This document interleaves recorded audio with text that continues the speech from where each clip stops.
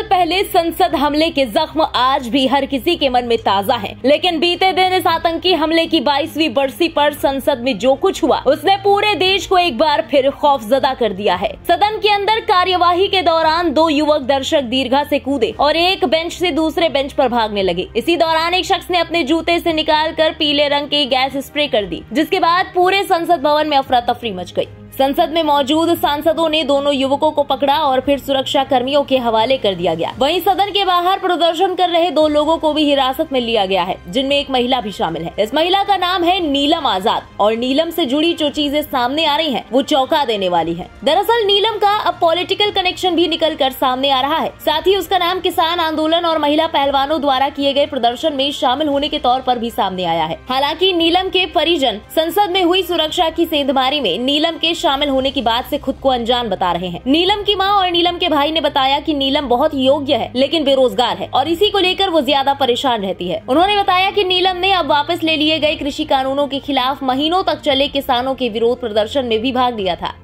कोई बात नहीं चलाई और बेरोजगारी का उसका हिसाब था। बहुत मेरी लड़की तंग थी, जिसमें हमारा इतना जुगाड़ भी नहीं है, इतनी पढ़ाई लिखाई टूके करने लिखाई पढ़ाई फिर मारा थे कोई कदम तो यार धरना बजा कर दी माँ पढ़ाई तो मतलब रख व्यापन धरना तो कुछ नहीं लेना। हमने वह भी रोक दी थी। फिर नहीं बोली मम्मी मेरे पेपर हैं, फिर उसके लिए हमने पढ़न खातिर आसार छोड़ दी थी। हाँ फिर रोजगारी की बात करया करती नहीं बोली माँ इतनी मम्मी मैं इतनी पढ़ ली 2 रोटियां का रोजगार नहीं मिलता, इस तकरीर तो मैं मर जू।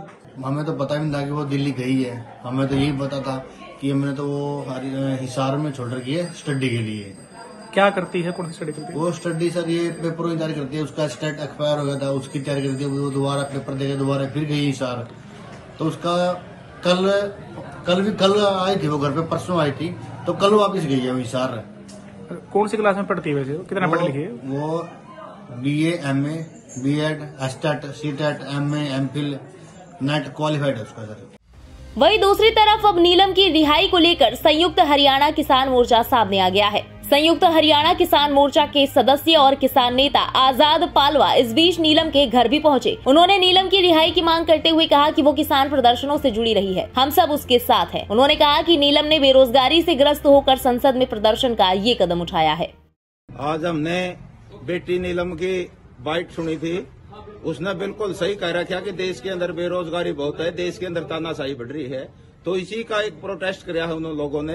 तो हम कहते हैं कि ये बिल्कुल सही काम किया है। देश में तानाशाही भी बढ़ रही है और बेरोजगारी भी बढ़ रही है। ये सरकार झूठ की नींव पे बनी थी। देश के प्रधानमंत्री ने स्वयं कहा था कि 2 करोड़ युवाओं को रोजगार देंगे। आज युवाओं की मांग है कि 2 करोड़ रोजगार दिए जाए, इसलिए सड़कों पर आए हैं युवाओं ने। तो ये देश का हर एक नागरिक का कर्तव्य बनता है कि अपनी आवाज उठाए। आज उस बेटी नीलम ने कोई गलत काम नहीं किया, हम उसका समर्थन करते हैं। और ऊंचाना धरना की पूरी कमेटी यहाँ पर पहुंची है गांव में उसको हौसला बढ़ाने के लिए। वहीं नीलम का राजनीतिक कनेक्शन भी जुड़ने लगा है। भाजपा IT सेल प्रमुख अमित मालवीय ने नीलम आजाद का पोस्टर जारी किया है, जिसमें वो किसानों के साथ आंदोलन में भाषण देती हुई नजर आ रही है। इस वीडियो में नीलम आजाद ये कहते हुए दिख रही है कि बीजेपी अभी सत्ता में चल रही है तो हम सत्ता परिवर्तन करेंगे, या तो हम कांग्रेस को लाएंगे या फिर INLD को लाएंगे।